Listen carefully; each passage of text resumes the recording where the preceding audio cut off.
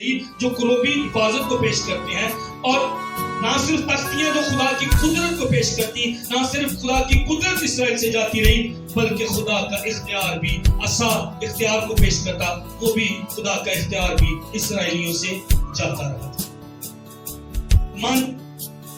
من کا مرتبہ پروویژن آف گاڈ، خدا مہیا کرتا ہے، خدا مہیا کر دینے والا خدا۔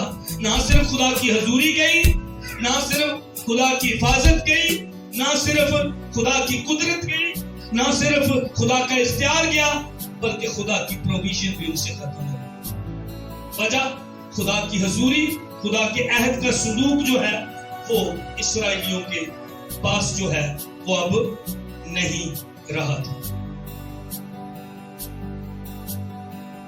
ایک منٹ کے لیے سوچیے، کیا میرے اور آپ کے گھر میں خدا کی حضوری ہے؟ ہلو چرچ، کیا میرے اور آپ کے گھر میں خدا کی حضوری ہے؟ کیا میرے اور آپ کے گھر میں خدا کی حضوری ہے؟ کیا میرے اور آپ کے گھر میں خدا کی حضوری ہے؟ کیا میرے اور آپ کے گھر میں خدا کی حضوری ہے؟